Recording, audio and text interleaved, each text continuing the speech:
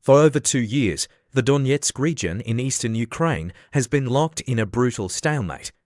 Neither Russia nor Ukraine has gained a decisive edge, with front lines barely shifting despite a devastating human toll, but a major shift may be coming. Leaked documents from Ukraine's I Want to Live project have exposed the catastrophic losses of Russia's 41st Combined Arms Army, losses that could signal the unraveling of Russia's military and its war effort in Ukraine.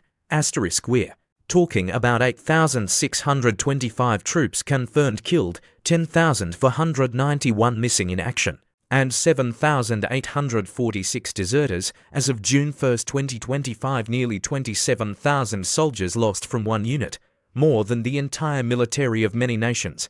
These aren't just numbers. They represent shattered lives and a military system on the brink. They also reveal Vladimir Putin's strategic missteps and a recruitment strategy tearing apart Russia's economy and society.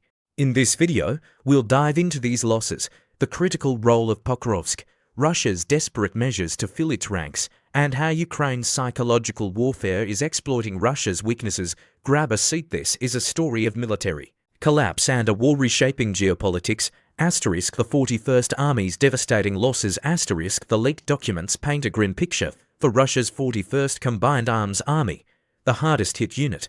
The 74th Motor Rifle Brigade from Kemerovo Oblast has lost 2,479 soldiers killed, 2,732 missing, and 2,789 deserters. Over 8,000 personnel from a brigade of about 3,500. That's more than double its original size, meaning the brigade has been effectively destroyed twice.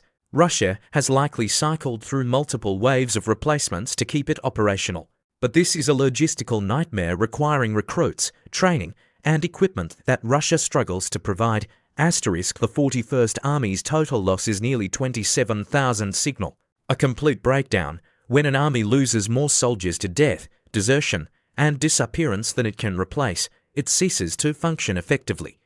This isn't just a bad month. It's a systemic failure that could ripple across Russia's military. The 27,000 casualties match the size of entire national armies, like Ireland's or New Zealand's, highlighting the scale of Russia's losses in Donetsk. The human cost behind these numbers are human tragedies. The 8,625 deaths mean thousands of families grappling with loss. The 10,491 missing leave loved ones in agonizing uncertainty, soldiers potentially dead, captured, or lost in the chaos. The 7,846 deserters are men who fled the horrors of the front lines, risking execution or imprisonment. These figures show a military not just losing manpower, but losing its will to fight. For Kemerovo Oblast, a Siberian coal mining region, the 74th Brigade's losses are a blow to entire communities, draining young men and leaving lasting scars. Where the 41st Army is fighting. The 41st Army's losses are tied to its deployment near Pokrovsk in Donetsk Oblast, a strategic linchpin for Ukraine. Pokrovsk sits at the intersection of supply highways to cities like Chasiv and Kostantinivka and hosts a vital railway station, making it a logistics hub for Ukraine's eastern front. Western analysts call it the gateway to Ukraine's fortified Donetsk defenses.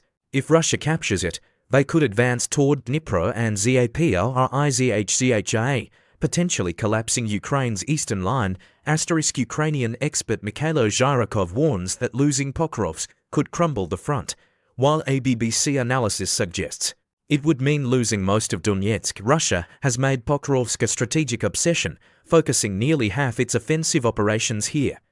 Yet, despite months of effort, the 41st Army and other units have gained little ground. Ukrainian forces, using precision drone strikes and artillery, have turned Pokrovsk into a killing field, with Russia's gains measured in mere football fields across the 600-mile front line. Why Pokrovsk matters. Pokrovsk's highways and railway are lifelines for Ukraine, enabling troop and supply movements. Capturing it would let Russia disrupt these lines, isolating Ukrainian forces. But Ukraine's defense has forced Russia to pour resources into Pokrovsk, exposing weaknesses elsewhere. The Institute for the Study of War notes Russia's attempts to encircle Pokrovsk from 3 directions: east, south, and west to cut supply lines. Ukraine's precision strikes have disrupted this, turning Russia's offensive into a costly war of attrition. Ukraine's defensive edge. Ukraine's success in holding Pokrovsk showcases its defensive brilliance. By forcing Russia to focus on one city, Ukraine exposes vulnerabilities across the 600-mile front line. Russia's heavy commitment to Pokrovsk leaves other areas underdefended, allowing Ukraine to exploit gaps. Ukrainian forces use drones and artillery with real-time intelligence to target Russian positions, minimizing their own losses while maximizing damage. This has turned Russia's numerical advantage into a liability, with the 41st Army's 27,000 losses a testament to Ukraine's strategy of making Russia pay dearly for every inch. Russia's recruitment crisis. How does Russia keep fighting with such losses? Through a desperate and destructive recruitment strategy. The leaked documents show 28% of the 41st Army's deserters were convicts from V companies, assault units of prisoners promised early release for combat. This high convict proportion, compared to the 5 to 30% in regular units, signals Russia's reliance on prison recruitment to fill its ranks. Emptying prisons. In 2022, Wagner Group's Yevgeny Prigozhin began recruiting prisoners, initially expected to yield a few thousand troops. By 2025, Ukraine estimates Russia has recruited 180,000 convicts, having its prison population from 600,000 to 700,000 in 2014 to 300,000 to 350,000. Over 100,000 prisoners have been offered pardons to fight, with 1,000 killed weekly. Survivors of 6 months' service are released with pardons, but US estimates from 2023 show Wagner lost 10,000 killed and 40,000 wounded, 90% convicts. These troops are used in human wave attacks, brutal, outdated tactics that exhaust Ukrainian defenses but result in massive losses. This approach is problematic. Convicts are poorly trained and ill-equipped, making them ineffective. UN reports document abuse, with prisoners beaten or executed for attempting to escape. Most troubling, releasing thousands of criminals back into society risks long-term instability. The 2,200 convict deserters from the 41st Army alone, now at large, pose a public safety threat. Financial incentives. Beyond prisons, Russia offers huge financial incentives. Moscow soldiers can earn 7.1 million rubles annually, $82,000, nearly three-quarters of Putin's 2021 income of 10.2 million rubles.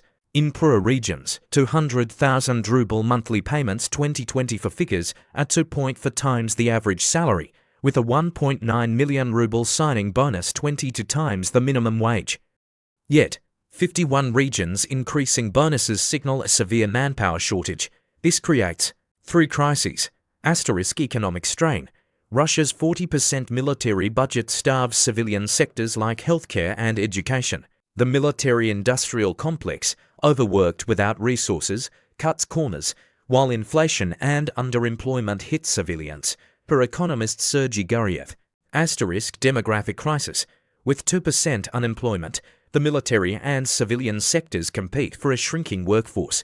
Only 1.2 million were born in 1999 versus 2.5 million in 1985, and 600,000 have fled since 2022. With 10,000 to 30,000 monthly military losses, regional exploitation. Recruitment targets poor regions like Siberia, where Buryasha men are 75 times more likely to die than Moscow's, per a 2023 BBC analysis. This drains communities, fueling resentment and risking separatism. The regional divide. High salaries temporarily boost poor regions, supporting Russia's propaganda of prosperity. But high casualty rates and reduced payouts for injured soldiers, cut by up to 90%, undermine this. Communities lose working-age men, facing population decline and economic collapse. Ethnic minorities, like Bayards, face racism in the military, deepening divisions and eroding cohesion. Ukraine's psychological warfare. Ukraine's I Want to Live project, launched in 2022, is a psychological warfare triumph. The 41st Army's leaked documents came from Russian soldiers exposing their military's collapse. The program's hotline, Telegram chatbot, and website offer surrender procedures and asylum options, exploiting Russia's treatment of soldiers as expendable. Visited 48 million times, mostly from Russia, it's led to 26,000 contacts, 220 confirmed surrenders, and 1,000 pending by December 2024. Targeting conscripts, coerced Ukrainians, and disillusioned soldiers, the project uses psychologists to address callers' fears or propaganda beliefs. It amplifies Russia's weaknesses, convict deserters 28% of the 41st, and marginalized ethnic groups, eroding morale and turning propaganda against the Kremlin. Russia's war banked on a quick victory, but the 41st Army's collapse shows its flaws.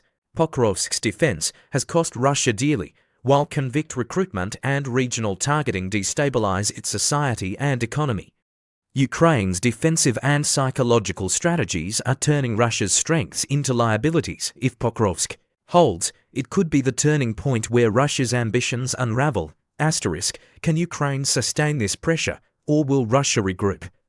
Share your thoughts below, and let's discuss. Like, subscribe, and hit the bell for more updates on this crisis. Thanks for watching.